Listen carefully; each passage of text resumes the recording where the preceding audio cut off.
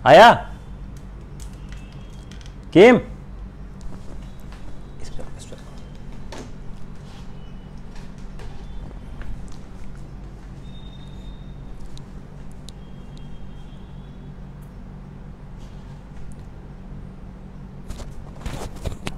ऐसे 9360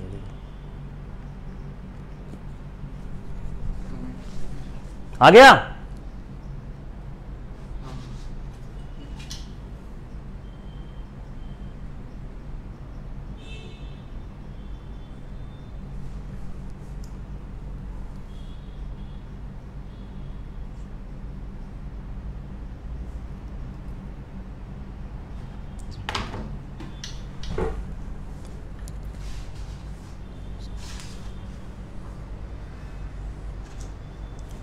तो एज्यूम करते हैं प्राइस आर द स्टेबल।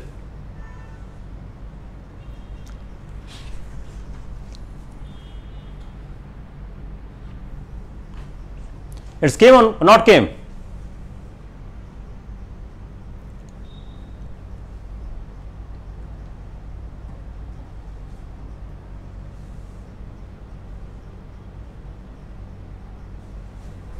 तो एज्यूम करते हैं कि प्राइसेस आर स्टेबल, प्राइसेस जो हैं स्टेबल हैं। तो स्टेबल जो प्राइस है जब वो डिस्टर्ब होती है, जब ये स्टेबल प्राइस डिस्टर्ब होती है,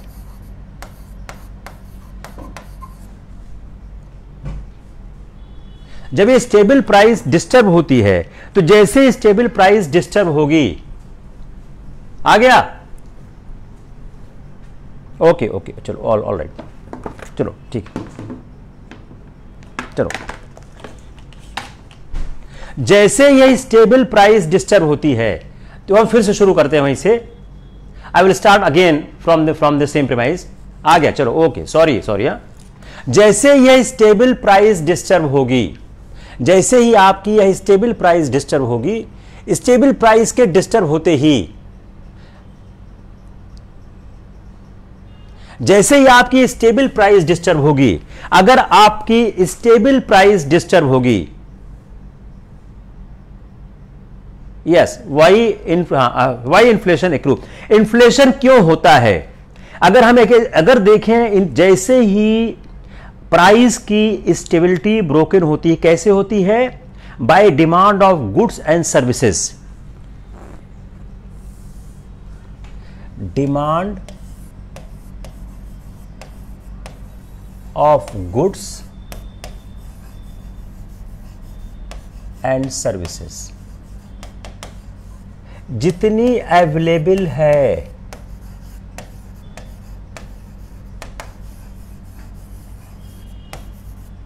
अगर उसकी तुलना में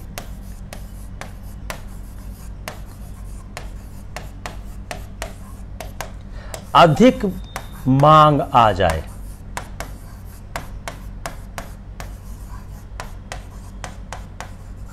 गॉट इट? देखिए इसको, read carefully. Demand of goods and services, जितनी हमारे पास अवेलेबल है, अगर उसकी तुलना में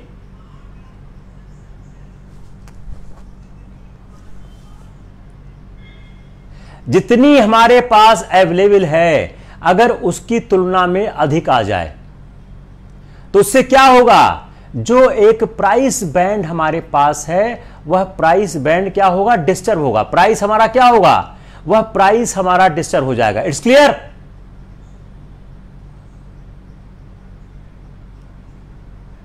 यस और नो?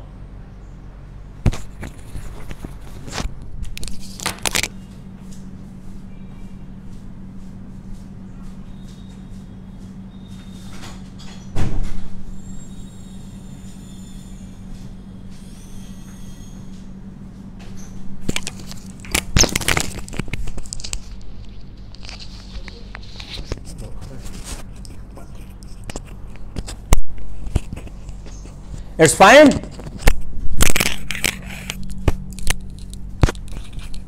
मैं फिर रिपीट कर रहा हूं, हम एज्यूम करते हैं कि हमारी प्राइस स्टेबल है। अगर हमारी जो एक प्राइस है उस प्राइस में अगर demand of goods and services जितनी हमारे पास अवेलेबल है उससे ज्यादा आ जाए ओवर ए सस्टेन्ड पीरियड,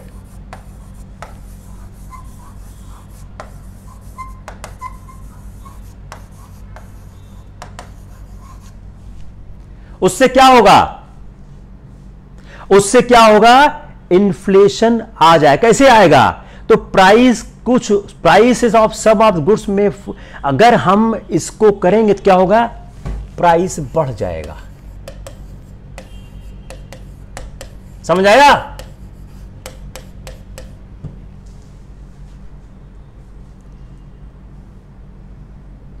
और अगर इसका उल्टा हो जाए, अगर उसका उल्टा हो जाए, सप्लाई एक्सीड कर जाए,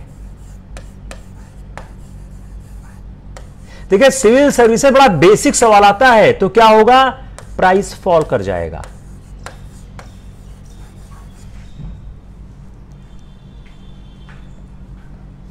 गॉट इट? हम इसको फिर से रिपीट कर रहे हैं। अगर एक सस्टेन एक नियमित समय अवधि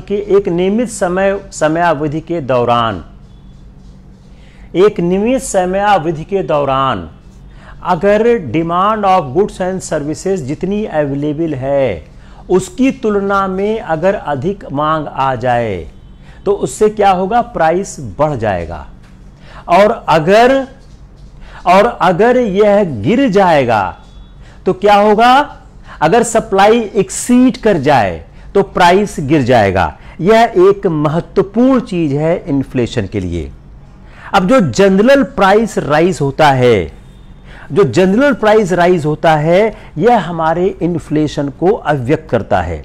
तो इन्फ्लेशन कब अकर होता है? Inflation is said to occur when most of the price start rising due to relative shortage of those goods. When inflation occurs,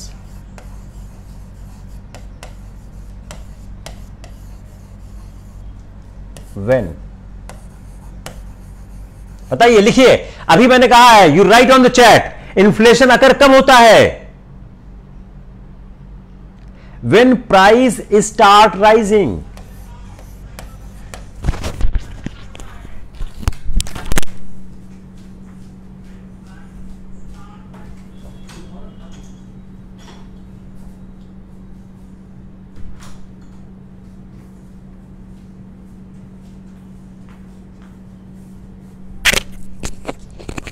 Got it?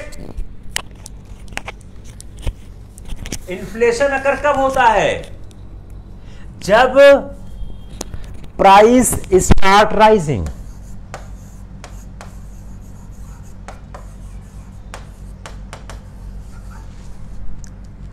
जब प्राइस बढ़ने लगता है। अब प्राइस क्यों बढ़ता है? Due to relative shortage of goods.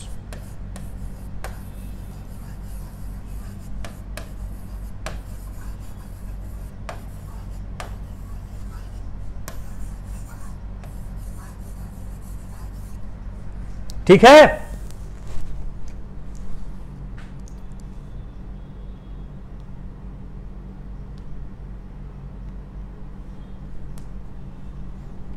समझ आ रही है?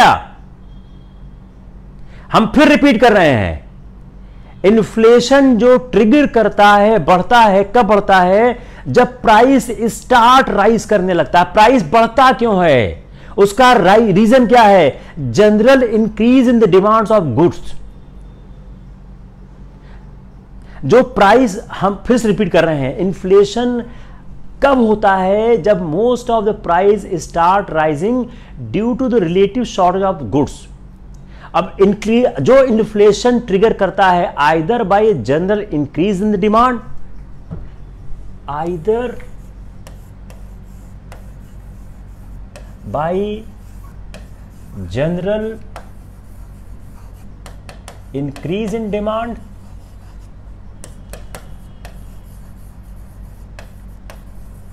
Either by general increase in demand, किसकी डिमांड, किसका,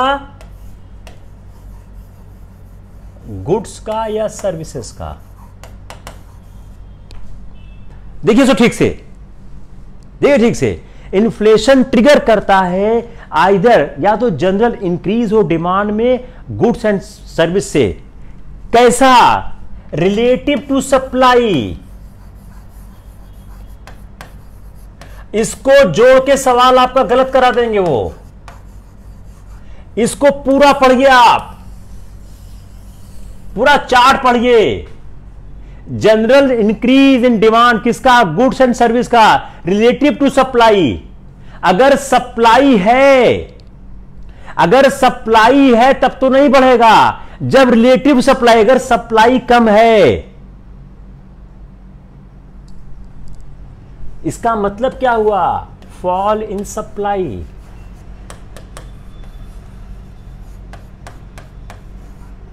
दूसरी कंडीशन, पहली कंडीशन क्या हो गई, जो आपकी डिमांड बढ़ रही है गुड्स एंड सर्विसेज की आपके सप्लाई के कंपैरिजन में। दूसरा क्या है, आपकी डिमांड नहीं बढ़ रही है, डिमांड वही है लेकिन सप्लाई गिर गई। Got it? Yes Anjali Singh, you are right. लेकिन सब तो आपके, अगर हम इसको और आसान कर दें, चलिए हम बहुत आसान कर देते हैं, डिमांड और सप्लाई, इसका जो मिसमैच है वह इन्फ्लेशन को ट्रिगर करता है। यह हो गया आपका फाइनल वर्डिंग।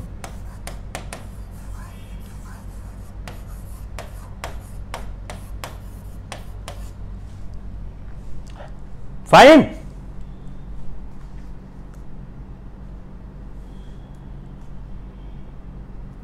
अब हम इन्फ्लेशन को दो तरह से देखते हैं, supply shock, cost push inflation. इसको हम थोड़ा सा और कर देते हैं, पेपर में नहीं था न्यूज में, लेकिन हम कर देते हैं।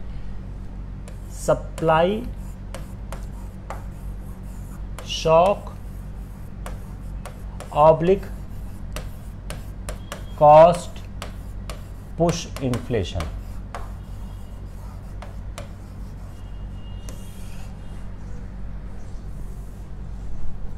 Supply shock, cost push inflation.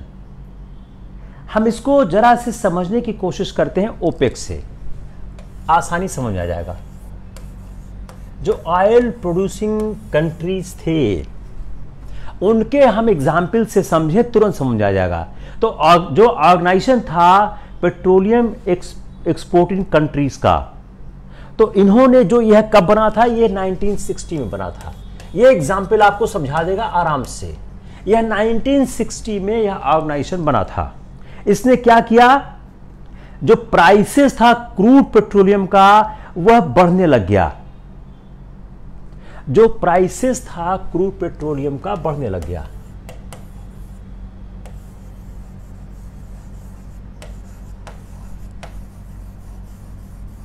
क्यों? इन्होंने अपनी सप्लाई को कंट्रोल करना शुरू किया।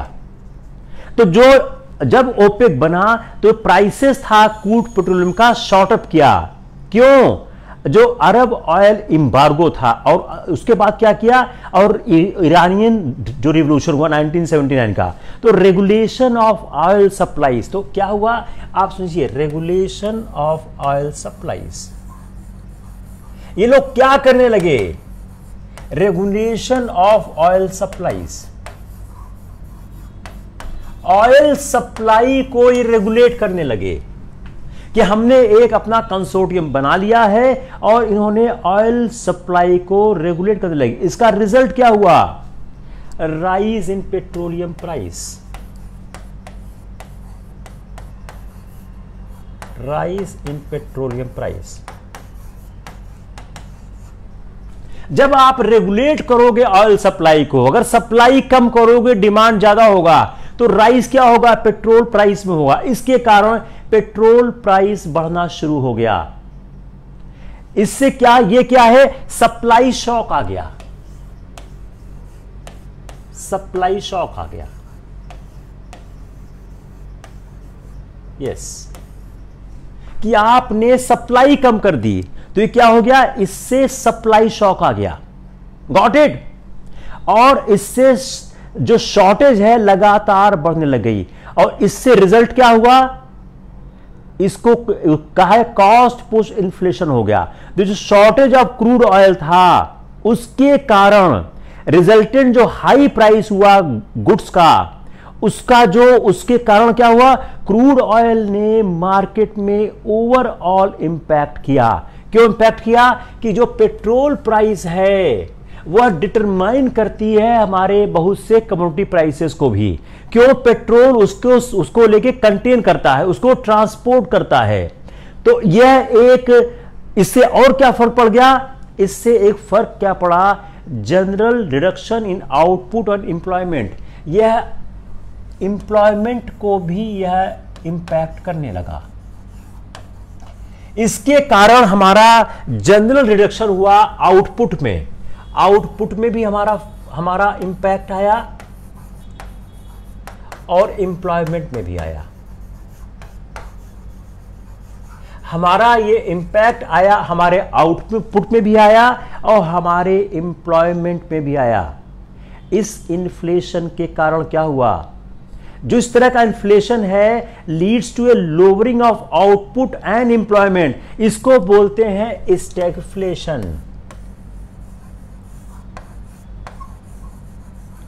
अब एक सवाल हमने क्या सॉल्व किया, व्हाट इज स्टैगफ्लेशन। स्टैगफ्लेशन क्या होता है, जो लोअर करता है आउटपुट को भी और एम्प्लॉयमेंट को भी। क्लियर हो गया, व्हाट इज स्टैगफ्लेशन। हम फिर से रिपीट करते हैं कि जो हमारा सप्लाई शॉक होता है वह कॉस्ट को पुश करता है। तो जो हम इसको ओपेक कंट्रीज समझने की कोशिश क्यों कर रहे हैं, बड़ा आसानी से समझ आ जाएगा। तो जो ओपेक कंट्रीज थी, इन्होंने 1960 में जो कंसोर्टियम बनाया, उस कंसोर्टियम ने क्या किया, वह सप्लाई को, जो ऑयल की सप्लाई को कंट्रोल करने लग गया। जब आपने ऑयल की सप्लाई को रेगुलेट करने लग गए तो ऑयल की जो डिमांड है उसमें तो फर्क नहीं आ रहा है। ऑयल की डिमांड तो वैसे ही है, आपने ऑयल की डिमांड को जब आपने कंट्रोल करना शुरू किया तो उससे फर्क क्या रहा है कि सप्लाई कम हो रही है, डिमांड सेम है। इससे इन्फ्लेशन शुरू हुआ। अब इस इन्फ्लेशन ने हमारे आउटपुट को, हमारे एम्प्लॉयमेंट को भी कंट्रोल किया, क्योंकि जो पेट्रोलियम है वह हमारे सारे सेक्टर में यूज होता है, एग्रीकल्चर में होता है, इंडस्ट्री में होता है, ट्रांसपोर्टेशन में होता है। उससे फर्क क्या हुआ, उससे हमारा कॉस्ट पुश हुआ। तो supply shock oblique cost push. अब जब कोई ऐसा इन्फ्लेशन होता है जो लीड करता है हमारी लोअरिंग ऑफ आउटपुट को और एम्प्लॉयमेंट को, उसको हम कहते हैं स्टैगफ्लेशन। हमने ये यात्रा क्यों तय की, हमको आपको स्टैगफ्लेशन समझाना था।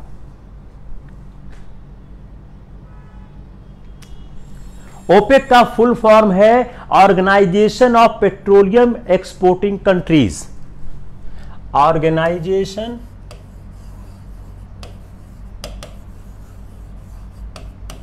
ऑफ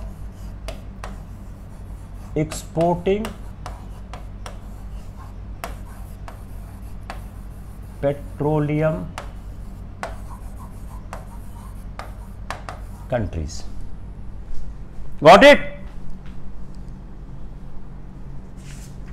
इसको यहीं पे छोड़ देते हैं, अब आते हैं दूसरे न्यूज की तरफ। नहीं तो क्या है, एक ही न्यूज हो पाएगी। हम दूसरी न्यूज चलते हैं। बिडेन सॉरी G7 पे चलते हैं। हम इसको फिर लौटेंगे, चूंकि 2-4-5 दिन में फिर न्यूज आएगी। हम अगला कॉन्सेप्ट समझने की कोशिश करेंगे। Now come on the G7। अब G7 महत्वपूर्ण क्यों है? पहली बात, what is G7? Earlier G8, now G7. Then which country expelled?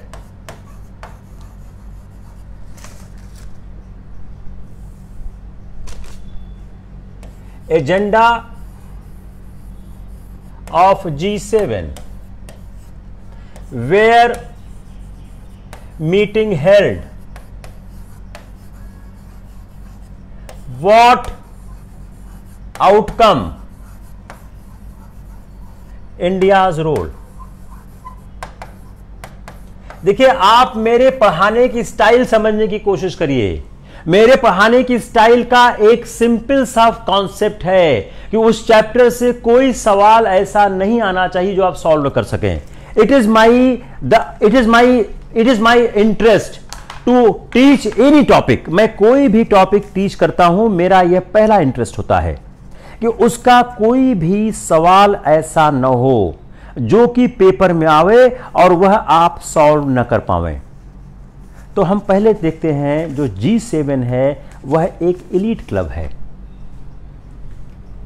G7 क्या है? यह एक एलीट क्लब है, अमीरों का देश है, अमीरों का समूह है। पहली बात क्या हो गई? G7 एक एलीट क्लब है जिसमें अमीर हुआ करते हैं। और G7 ने जो अभी हाल में मीटिंग किया है, उस मीटिंग में उन्होंने कमिटमेंट दिया है। क्या कमिटमेंट दिया है? Donate 1 billion vaccine to a poor country. 1 billion, ये आपको याद होना चाहिए, आपके मेंस में आएगा। वैक्सीन टू पुअर कंट्रीज, जो गरीब देश हैं उनको 1 बिलियन वैक्सीन हम डोनेट करेंगे। ठीक है, donate 1 billion vaccine to the poor countries. ये हो गया first point. Second point, second उन्होंने क्या बोला? Invest $12 trillion in their recovery plan. Invest 12 trillion dollar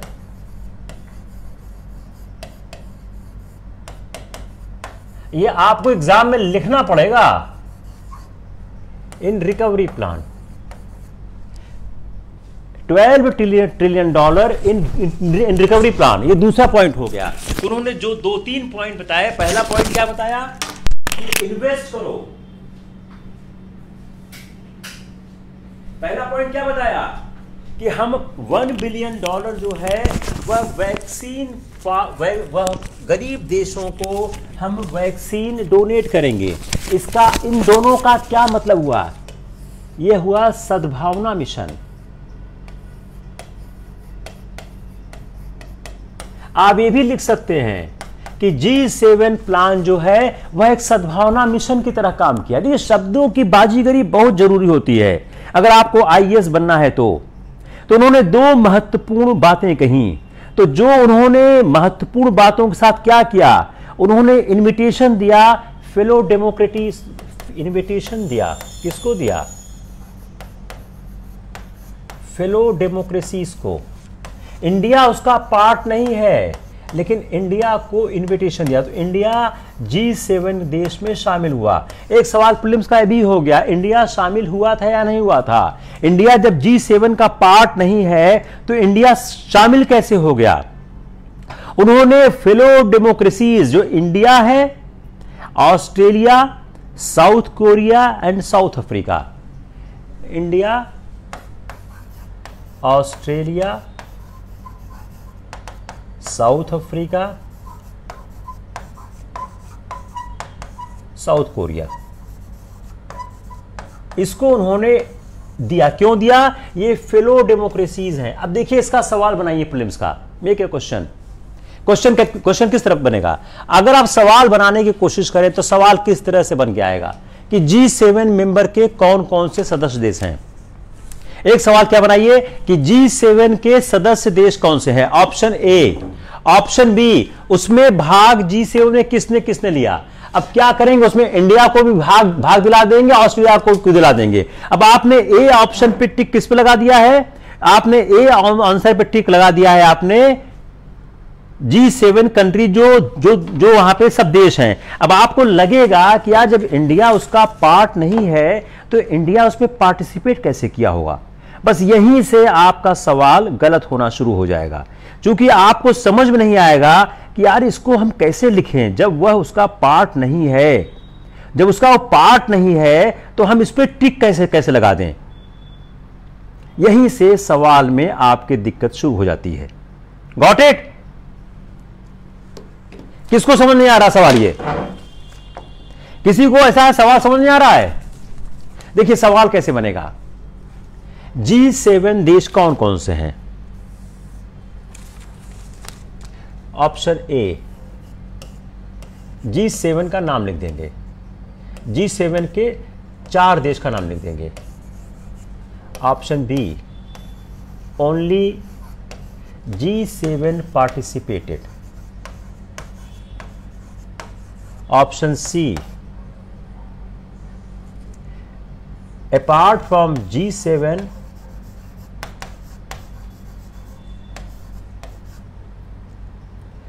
other invited democracies participated. D,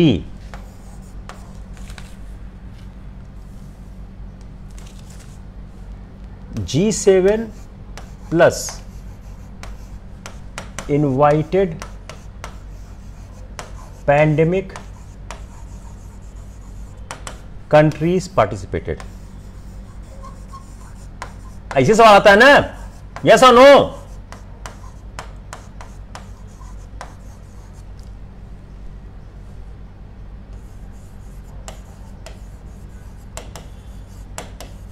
देखिए अब क्या हो गया, G7 के बारे में क्या क्या सच है। अभी हाल में G7 की मीटिंग के बारे में क्या क्या सच है। ए, G7 में 7 देश हैं, उन्होंने पार्टिसिपेट किया। B, only G7 participated. C, apart from G7 other invited democracies participated. D, G7 plus invited pandemic countries participated. Answer सही क्या है? सी। लेकिन ऐसा सवाल पूछ लिया कि आप जब तक पूरा कंट्रोल नहीं करोगे आपसे हैंडल नहीं होगा। अगर इस सवाल को हैंडल करना है तो आपको एक कंप्लीट कंट्रोल करना पड़ेगा। अगर कंप्लीट कंट्रोल नहीं होगा तो यह आपसे हैंडल नहीं होगा। तो G7 ने जो 2 महत्वपूर्ण निर्णय लिए उनमें सद्भावना मिशन था, और जो उन्होंने इन कंट्रीज को इनवाइट किया और एक्सटेंड किया अपना कमिटमेंट किसके तरफ, तो जो डेमोक्रेसी की तरफ। और स्लोगन फॉर G7 क्या था? Build back better. Slogan build. कितने लोगों ने इस न्यूज को इस तरह से पढ़ा था? यह है स्लोगन। कितने लोगों, यह मैं आपके समाचार पत्रों से निकाल रहा हूं। जस्ट रिप्लाई, कितने लोगों ने इस समाचार को इस दृष्टिकोण से पढ़ा था? कितने लोगों ने पढ़ा था? Just tell me.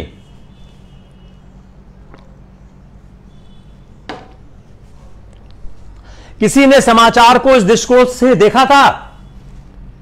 Yes or no?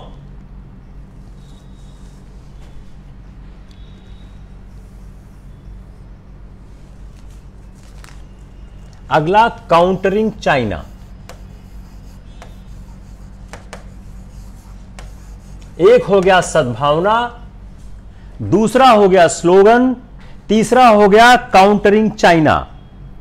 तो उन्होंने चाइना को क्रिटिसाइज किया। क्यों क्रिटिसाइज किया? कि चाइना को क्रिटिसाइज क्यों किया?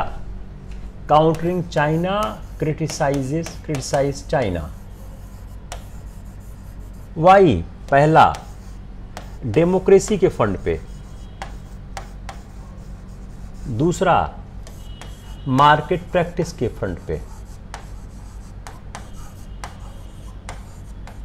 चाइना को इन्होंने क्रिटिसाइज किया। 2 इशू पर चाइना को क्रिटिसाइज किया। एक किया उन्होंने मार्केट प्रैक्टिस के फंड पे, एक उन्होंने क्रिटिसाइज किया डेमोक्रेसी के फंड पे। तो जो डेमोक्रेटिक जो फ्रीडम है हांगकांग में जो नहीं दिया जा रहा है। दूसरा, जो चाइना का non market policy and practice, exact क्या है, non market policies and practice.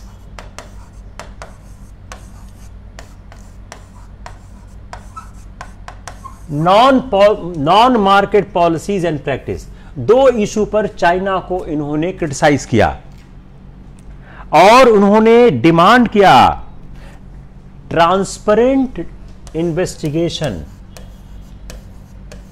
Transparent investigation.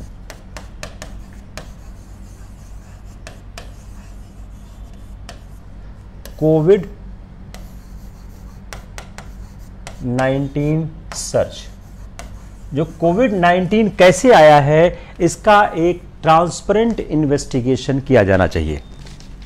Got it. अब देखो पहले क्या था, पहले यह G8 हुआ करता था दो दशक पहले, अब यह G8 से G7 हो गया है।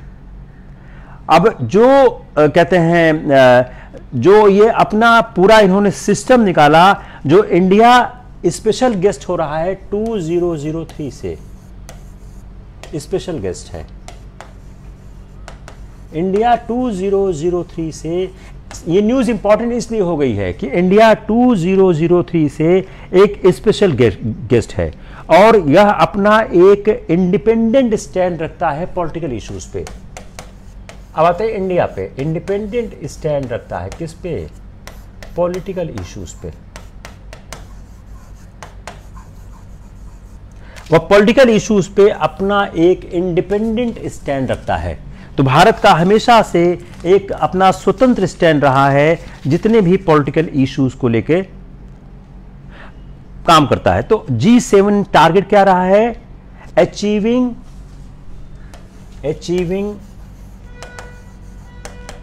ग्लोबल हर्ड इम्यूनिटी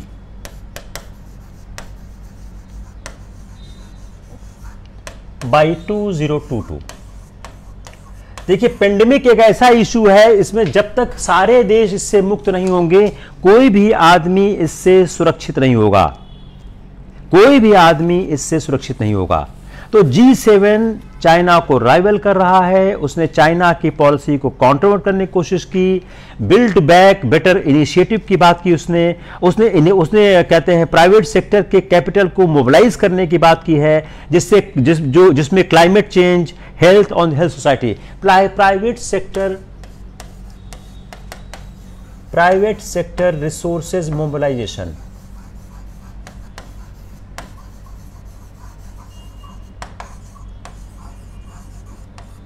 जिसमें हेल्थ पे, क्लाइमेट चेंज पर, इन सब पर वह एक स्पेशल एम्फेसिस दिया जाए। अब जो G7 है उसमें इंडिया का क्या स्टैंड है, जो इंडिया क्या करना चाहता है। तो G7 में इंडिया जो गेस्ट कंट्री के रूप में गया है वह प्रमोट कर रहा है respect for internationally accepted norms, वह ड्राइव करेगा इंक्लूसिवली एंड प्रोटेक्ट करेगा डिजिटल सिविक स्पेस को, जिसमें इंक्लूड होगा थ्रू द कैपेसिटी बिल्डिंग। यह आपका हो गया G7 का इशू। अब G7 के इशू से हम आगे बढ़ते हैं। अभी हाल में पुतिन और बिडेन की टॉक हुई है, थोड़ा हम इंटरनेशनल रिलेशन ठीक कर लेते हैं, पुतिन और बिडेन। अब यह सवाल क्यों उठ रहा है, अभी हाल में अमेरिका ने रूस के राजदूत को निकाल दिया।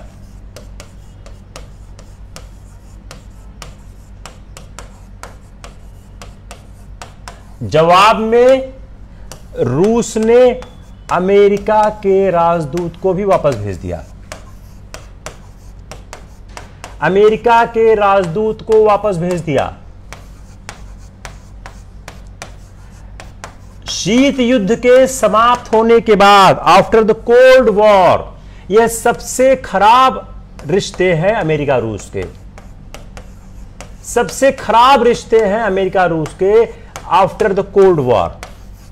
जो कोल्ड वॉर इरा एंड हुआ है, आफ्टर कोल्ड वॉर इरा, आफ्टर कोल्ड वॉर इरा, ये रूस और अमेरिका के सबसे खराब रिश्ते हमको देखने को प्राप्त हो रहे हैं। अब जब उन्होंने उसके बाद, जब रूस और अमेरिका ने जो निकालने के बाद बिडेन की और पुतिन की मुलाकात होती है,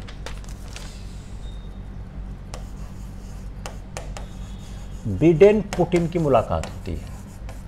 अब सवाल क्या उठ रहा है कि जब इतने ड्रेस्टिक स्टेप उठाए गए तब उन दोनों की मुलाकात क्यों हुई? उसकी मुलाकात का कारण क्या है? फोकस क्या है? मुलाकात का कारण है चाइना। अब यहां हम पढ़ा क्यों रहे हैं? यहां से भारत पॉलिसी के केंद्र में आ रहा है। जो फॉरेन पॉलिसी है उसके केंद्र में भारत आ रहा है। एक ऐसी पॉलिसी बन रही है जिसमें भारत कहीं नहीं है। In spite of the fact that, in spite of the fact that India's policy is not in the picture. यही सवाल आ सकता है, India policy is not in the picture.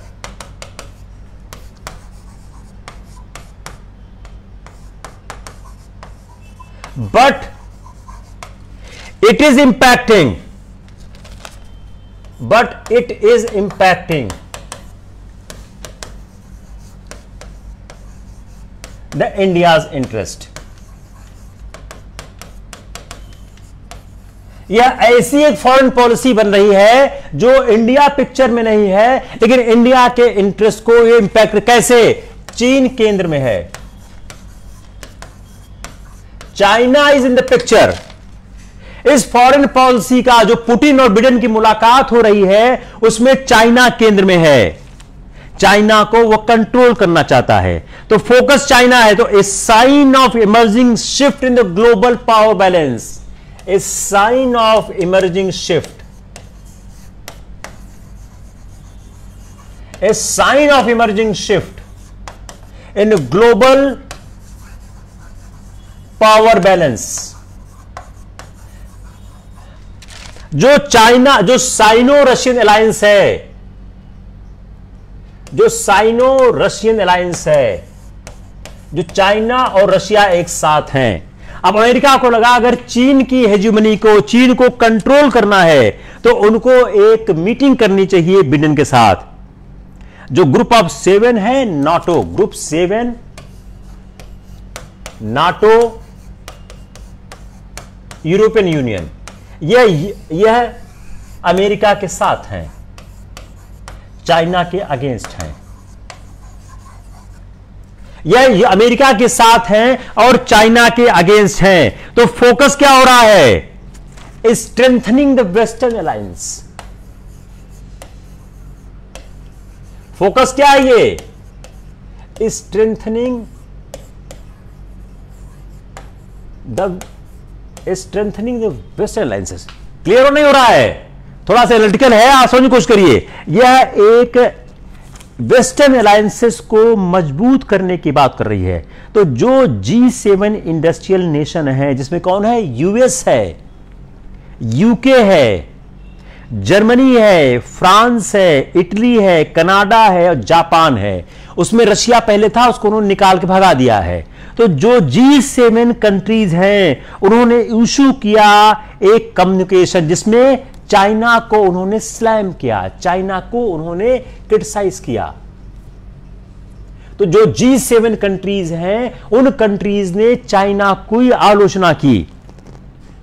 और यहां से दूसरा जो 30 मेंबर नाटो नेशन है, 30 member NATO nation, north Atlantic treaty alliance, जो 30 सदस्यीय नाटो नेशन हैं जो ट्रेडिशनली फोकस करते हैं रशिया को।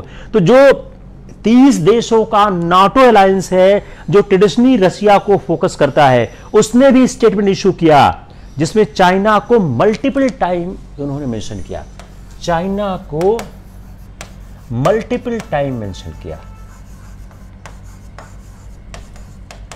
Multiple time they mention the China. तो जो 30 देशों का नाटो अलायंस है और उन्होंने फोकस क्या किया? उनका फोकस क्या है? जो सिस्टमेटिक चैलेंज है उन्होंने वार्न किया किसके against? Systematic challenges to the rule based international order. यह बहुत अच्छा शब्द है, systematic challenge,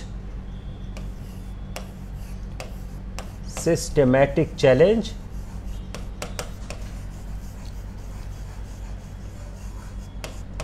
to the rule based order. कौन चैलेंज कर रहा है? चाइना कर रहा है। Systematic challenge to the rule based order, systematic challenge to the rule based order. Challenge कौन कर रहा है? यह चैलेंज कर रहा है China. Systematic challenge to rule based international order, जो इमेनेट कहां से हो रहा है? चाइना से हो रहा है। तो जो यूएस है, 27 मेंबर जो यूरोपियन यूनियन के हैं, उन्होंने डिसाइड किया कोऑपरेट मोर ऑन टेक्नोलॉजी। उन्होंने डिसाइड किया कि हम कोऑपरेट करेंगे। किस पे करेंगे? टेक्नोलॉजी पे करेंगे, रेगुलेशन पे करेंगे, इंडस्ट्रियल डेवलपमेंट पे करेंगे, ट्रेड करेंगे। यह अटेम्प्ट होगा वेस्ट को हेल्प करना कि वह चाइना से कंपीट कर सके। पहली बात क्या लिखते हैं हम यहां पे? This meeting is to compete with China.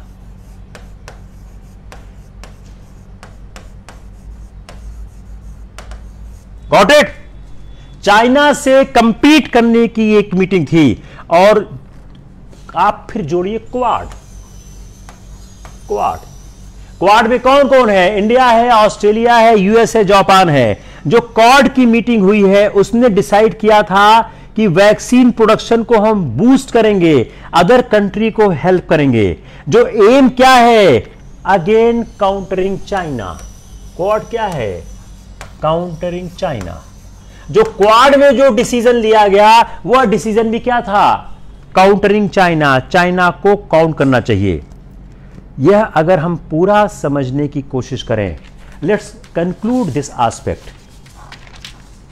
International जो रिलेशन है, अब इसमें भारत कैसे पिक्चर में आ रहा है?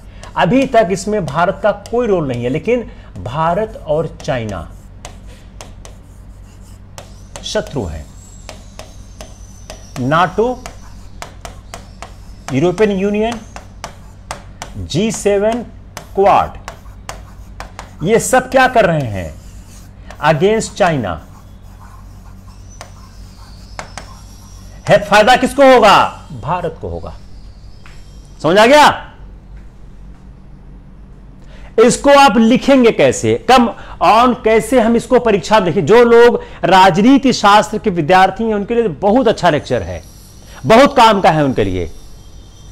इंटरनेशनल रिलेशन दो जगह काम आता है। एक काम आता है आपके जीएस में, दूसरा काम आता है आपके पॉलिटिकल साइंस के इंटरनेशनल रिलेशन में। अब इसका इस्तेमाल कैसे होगा? देखिए 4-5 चीजें इसमें है।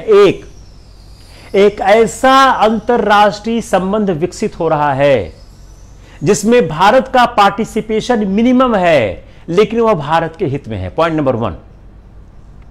पॉइंट नंबर 2, जो नया इंटरनेशनल ऑर्डर जो बन रहा है जिसमें भारत और चाइना की शत्रुता है, चाइना सबका अपोनेंट हो गया है। और पुतिन और यूएसए और रशिया का जो संबंध था, जो ऑल टाइम लो होने के बावजूद, उन लोगों ने चाइना को काउंटर करने के लिए एक मीटिंग की। G7 में, यूरोपियन यूनियन में, क्वाड में, नाटो अलायंस में, सब में चाइना को कहा गया वह एक सिस्टमैटिक चैलेंज है रूल बेस्ड इंटरनेशनल ऑर्डर को। क्लियर हो गया? Yes or no? किसको समझ में नहीं आया? Anyone who wants anything to be repeated? Yes or no? जल्दी बताओ। एक टॉपिक और करना चाह रहे हैं हम।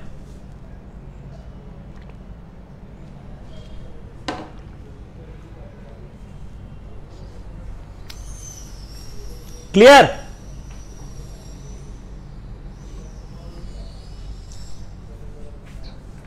एक टॉपिक और करते हैं, इंटरेस्टिंग टॉपिक है। वो टॉपिक है एग्रीकल्चर से है। एग्रीकल्चर से वो टॉपिक है। कि जो हमारा एग्रीकल्चर है एक्सपोर्ट बढ़ा हुआ है। क्या जया, एनी प्रॉब्लम? नहीं प्रॉब्लम है, चलो।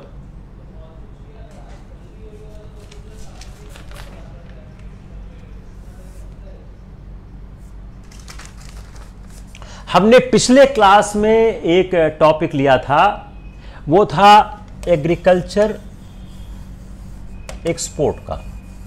अगर आप याद करिए, उस टॉपिक में हमने क्या बताने की कोशिश की थी कि डिस्पाइट दैट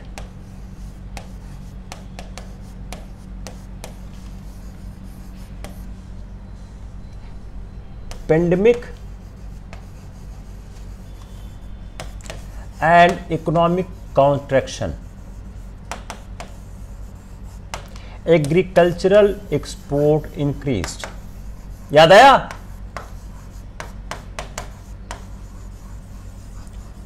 हमने पिछले लेक्चर में यह समझाने की कोशिश की थी। अब हम समझने की कोशिश करते हैं कि जो रूरल इकोनॉमी है, वह रूरल इकोनॉमी किस तरह से एग्रीकल्चर एक की ड्राइवर हो रहा है और यह सस्टेनेबल है या नहीं है। दो चीज हम समझने की कोशिश करते हैं। तो एग्रीकल्चर एक अकेला मेजर सेक्टर है जिसने अपने ग्रॉस वैल्यू को आगे बढ़ाया है। अब हम यह समझने की कोशिश करते हैं कि यह एक्सपोर्ट सस्टेनेबल है या नहीं है।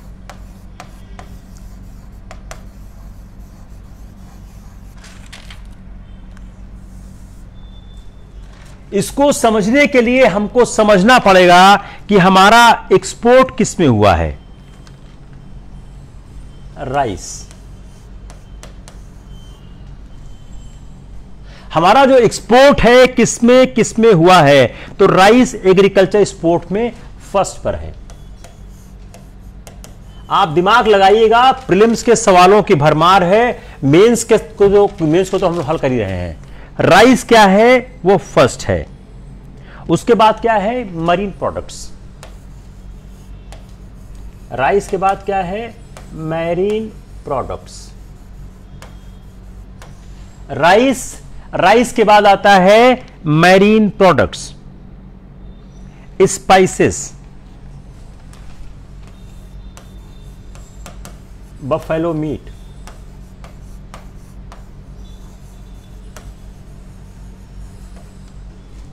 यह जो आपकी जो लिस्ट है, तो राइस एंड शुगर, राइस के साथ क्या है और शुगर है।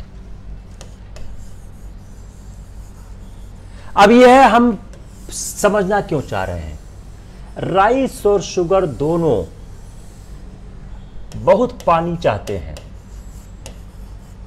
अब आप मैप में देखना राइस और शुगर के बारे में कितना पानी चाहिए कैसे, तो दोनों क्या है, बहुत पानी चाहते हैं। दोनों क्या है, वाटर इंसेंटिव हो गए, ये बहुत ज्यादा पानी को मांगते हैं। तो rice and sugar concern about the competitiveness and environment sustainability, चूंकि ये वाटर बहुत इस्तेमाल करते हैं और ये हैवीली सब्सिडाइज है।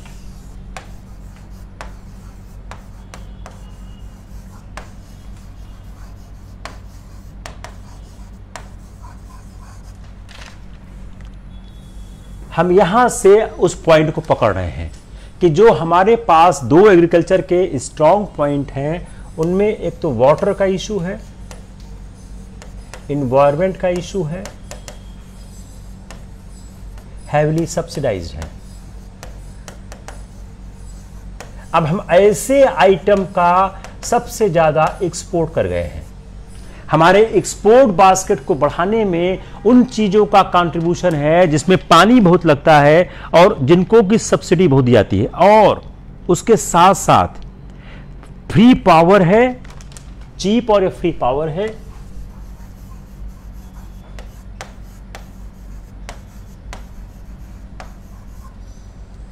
और सब्सिडाइज्ड फर्टिलाइजर है।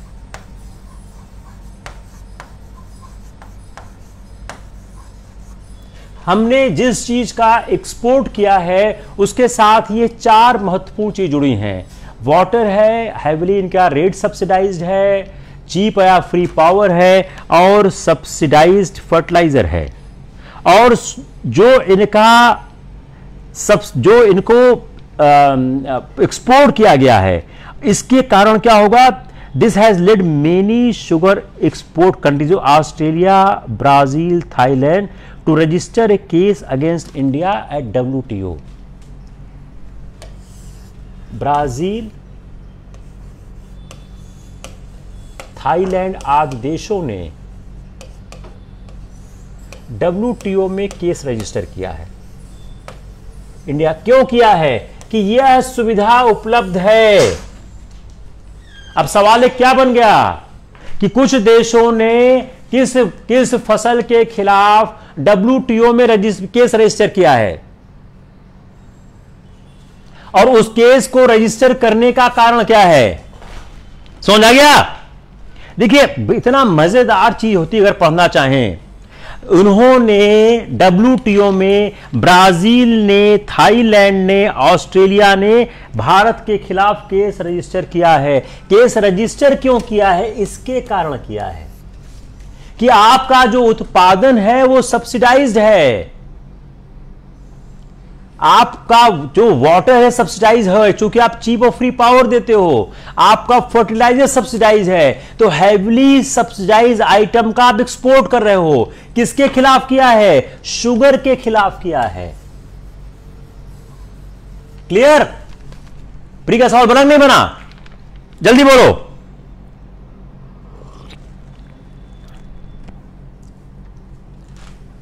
बना नहीं बना? अंजलि बताया अभी ने केस रजिस्टर करने का कि आपका जो आइटम सबसे ज्यादा एक्सपोर्ट हुआ है, उस आइटम के एक्सपोर्ट होने में एक्चुअल खर्चा नहीं है, सब्सिडाइज खर्चा है। WTO ने केस रजिस्टर क्यों किया है? कि जो शुगर एक्सपोर्ट है आपने तो सब्सिडाइज किया है, और sugar export have been further subsidise to clear excessive domestic stock. आपने अपने एक्सेसिव डोमेस्टिक स्टॉक को क्लियर करने के लिए फर्दर सब्सिडाइज किया हुआ है। क्लियर हुआ नहीं हुआ? अंजलि सिंह को नहीं क्लियर था, और किसी को? अब भारत क्या है, यह हुआ एक पार्ट। दूसरा, भारत क्या है? इंडिया एक वाटर स्ट्रेस्ड कंट्री है। इंडिया एक वाटर स्ट्रेस्ड कंट्री है, जहां पर पानी की समस्या है। एक वाटर स्ट्रेस्ड कंट्री है जिसमें पर कैपिटा वाटर अवेलेबिलिटी है 1544 cubic metric. Per capita water availability 1554 metric cubic. Bharat एक वाटर स्ट्रेस कंट्री है जहां पर 1544 क्यूबिक मेट्रिक वाटर एक आदमी को था 2011 में। ये फिगर है 2011 की। यह घट के हो चुका है 1140। तो एक वाटर स्ट्रेस कंट्री है जहां पर वाटर की अवेलेबिलिटी कम है। जब हम 1 केजी शुगर उत्पन्न करते हैं, 1 केजी शुगर के लिए, 1 केजी शुगर प्रोडक्शन के लिए, 1 केजी शुगर प्रोडक्शन के लिए हमको कितना पानी चाहिए? हमको पानी चाहिए 2000 लीटर। ये भी एक सवाल हो गया प्रीलिम्स का आपका। 1 केजी। अब इसी तरह और सारे का देखिए कि किसके प्रोडक्शन में कितना वाटर चाहिए।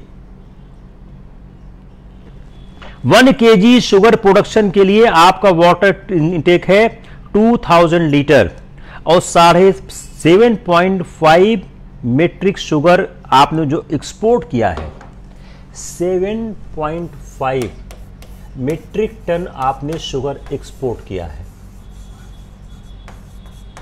अगर इस शुगर एक्सपोर्ट को हम वाटर से कंपेयर करें कि इसमें कितना वाटर लगा होगा, तो इसको अगर हम ध्यान दें तो 15 बिलियन क्यूबिक मेट्रिक वाटर लगा होगा। Got it?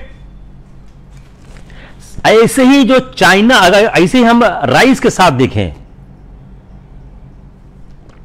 देखिए मैं फिर रिपीट कर रहा हूं, हमारी कंट्री वाटर स्टेट कंट्री है।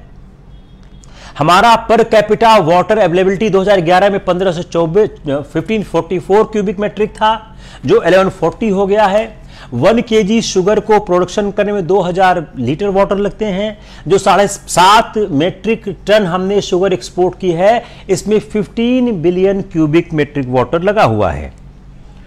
और इसी तरह राइस को अगर देखें तो राइस की भी फिगर, इस तरह राइस की फिगर की जरूरत नहीं है। अगर हम देखें लगातार, अगर हम दोनों को जोड़ें, राइस को और शुगर को हम जोड़ें, तो इसमें 50 बिलियन मेट्रिक वाटर लगा।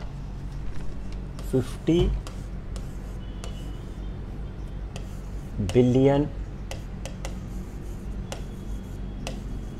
मेट्रिक वाटर लगा राइस प्लस शुगर। ये आप याद कर लीजिए, ये याद कर लीजिए। राइस और शुगर को जोड़ के अगर हम देखें तो हमारा कितना लगा? 50 बिलियन। राइस और शुगर को अगर हम जोड़ के देखें,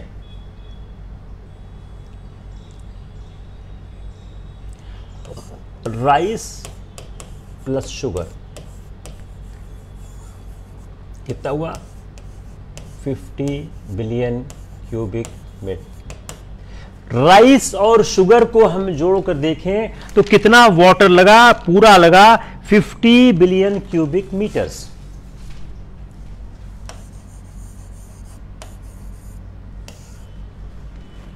राइस और शुगर को जोड़ने के बाद 50 बिलियन क्यूबिक मीटर वाटर लगा। अब सवाल यहां से स्टार्ट होता है कि क्या हम इतने वाटर के सहारे उत्पन्न होने वाले फसल को लगातार एक्सपोर्ट कर सकते हैं?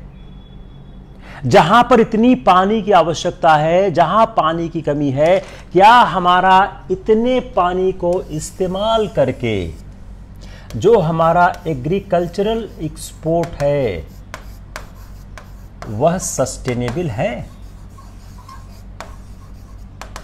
बात समझ आ गई? हम कहां से चल रहे हैं, बात समझ आई नहीं आई?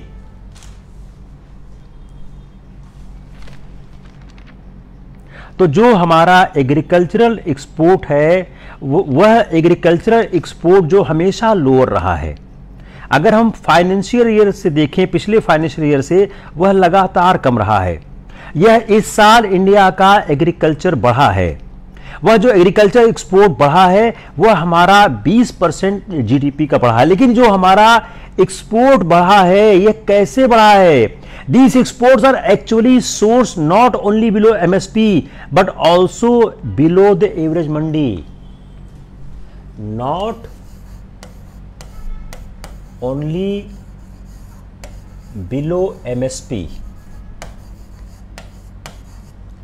but also below mandi.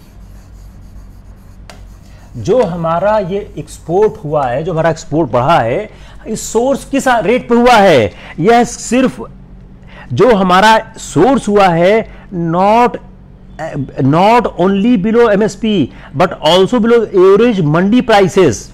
जो कंट्री में मंडी प्राइसेस है, एमएसपी है, उसके नीचे हुआ है। तो आप अगर हम इसको एडजस्ट करें for freight from Mandi two port and loading charges port, अगर हम लोडिंग चार्जेस को, अगर ट्रांसपोर्टेशन चार्जेस को हम इसमें एडजस्ट करें तो यह फिगर हमारे सामने आती है। इसका मतलब क्या हुआ? एक पॉसिबिलिटी यह है कि द पार्ट ऑफ सप्लाईज दो पीडीएस एंड गरीब किसान योजना are leaking out of selling rice export. तो एक क्या है? एक्सपोर्ट जो हो रहा है वह हमारा हमारी लीकिंग जो पीडीएस है उससे हो रहा है। यह भी एक पॉसिबिलिटी देखी जा रही है। तो यह हमारे पॉलिसी मेकर के लिए राइट टाइम है कि वह समझने की कोशिश करें राइस और शुगर सिस्टम को, जो उनका एमएसपी है और जो फेयर रिम्यूनरेटरी प्राइसेस है, उनके प्रोडक्शन और प्रोक्योरमेंट को लेके।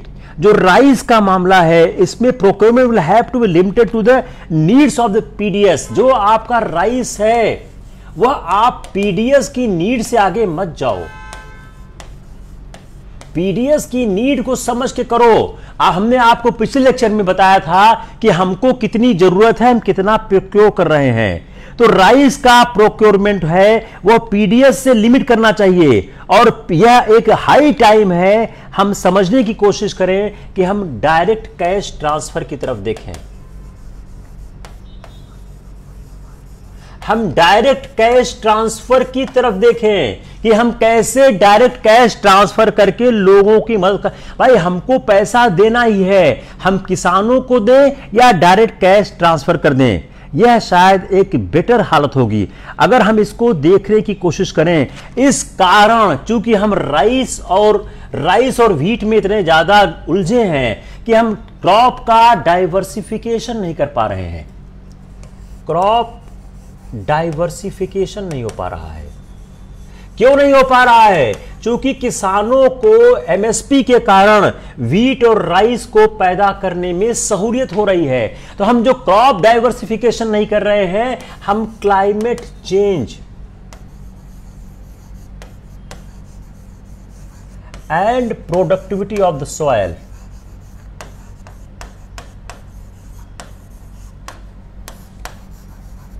हम climate change and productivity of soil दोनों को हम इंपैक्ट कर रहे हैं। जो हमारा क्रॉप डाइवर्सिफिकेशन से हमारा क्लाइमेट चेंज में हेल्प होता है, और जो हमारी सॉइल की प्रोडक्टिविटी है, दोनों को हम इंपैक्ट कर रहे हैं। जो हमारा बेटर डाइवर्सिफिकेशन ऑफ क्रॉप और एग्री सिस्टम है, यह हमारा वाटर सप्लाई का जो बेटर यूज है, यह हमारा सीएचजी एमिशन को भी ध्यान रखता है। सीएचजी एमिशन, यह हमारे सीएचजी एमिशन को भी ध्यान रखता है, जिस पर हम काम नहीं कर रहे हैं। तो जो हमारा अनप्रोडक्टिव यूज है फाइनेंशियल रिसोर्सेस का, उसको ध्यान में रखना चाहिए। और इसके लिए काम क्या होना चाहिए? हमको R&D में इन्वेस्ट करना चाहिए, हमको कृषि के रिसर्च में इन्वेस्ट करना चाहिए। आज इंटरव्यू के क्लास में एक सवाल खड़ा हुआ, बड़ा अच्छा सवाल था।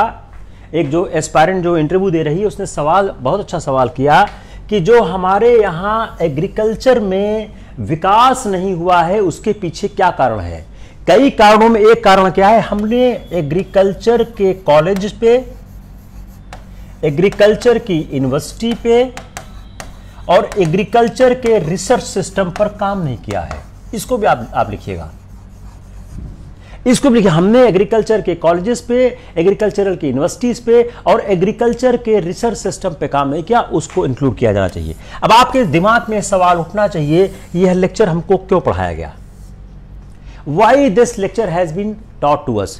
देखिए, एग्रीकल्चर के एक्सपोर्ट पर सवाल अगर आएगा, प्रीलिम्स में या मेंस में हो, तो एक आसान सा सवाल क्या होगा कि आसान सा सवाल यह होगा कि एग्रीकल्चर का एक्सपोर्ट जो है डिस्पाइट पैंडेमिक इतना अच्छा कैसे हुआ।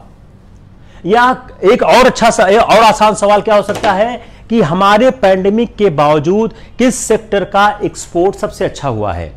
लेकिन जब हम इसके अंदर जाएंगे कि इस एग्रीकल्चरल एक्सपोर्ट के फायदे और नुकसान, तब आप बगैर यह तथ्य जाने आंसर नहीं कर पाएंगे। एग्रीकल्चरल एक्सपोर्ट ज्यादा क्या हुआ। दूसरा, हमारे खिलाफ ब्राजील ने, ऑस्ट्रेलिया ने WTO में केस क्यों कर दिया।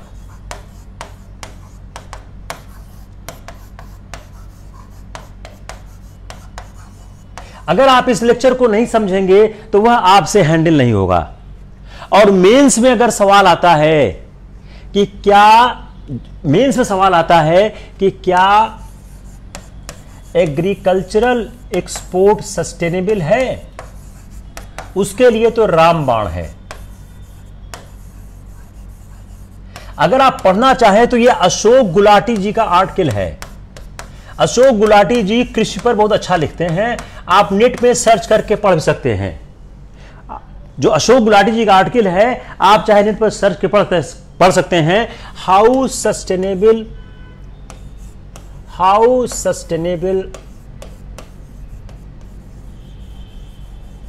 आवर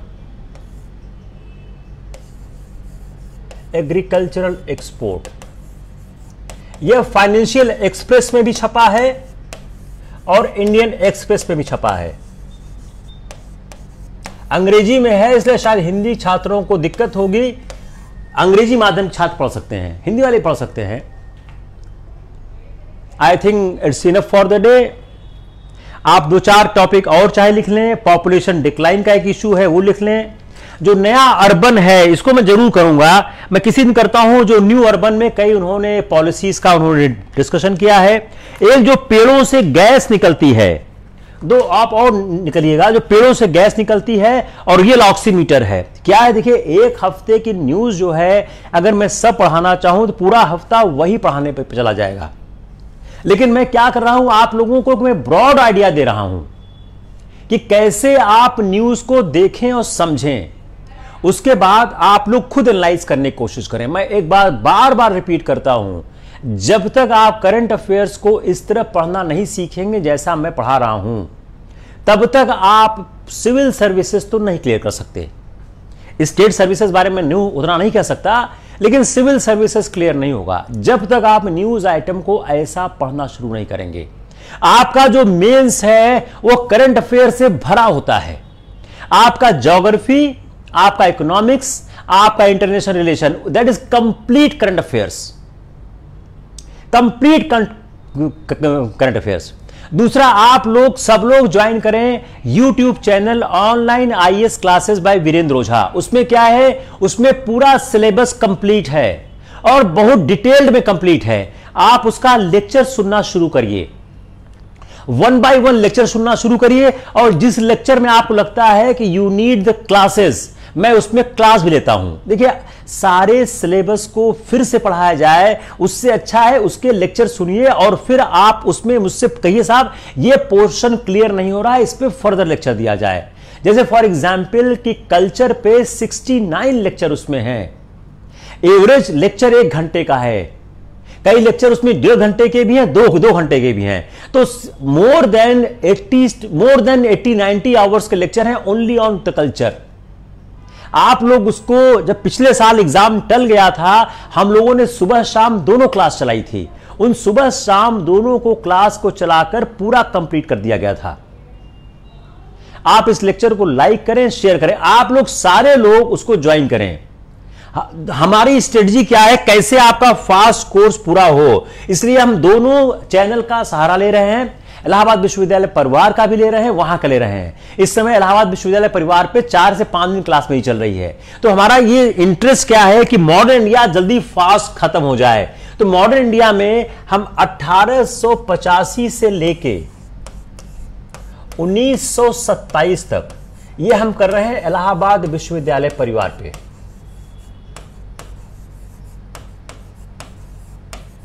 और 1927 से लेके 1947 तक हम कर रहे हैं online IAS classes by Virendra Ojha YouTube पे।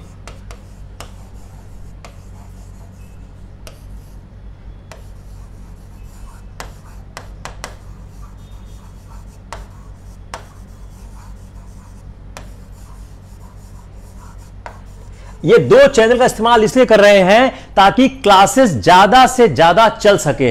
जितनी ज्यादा क्लासेस चलेंगी उतना आराम होगा। और हमने 1939 से 47 खत्म कर दिया है। अगले लेक्चर में सिर्फ क्वेश्चन आंसर है, करीब 40 से 50 क्वेश्चन करेंगे। फिर हम 1927 से 47 शुरू करेंगे और 1885 से 1927 हम इलाहाबाद विश्वविद्यालय परिवार पर कर रहे हैं। पॉलिटी हम पूरी कर रहे हैं इलाहाबाद विश्वविद्यालय परिवार पे, पॉलिटी चल रही है। मेरे ख्याल से कल हम पॉलिटी शुरू करेंगे।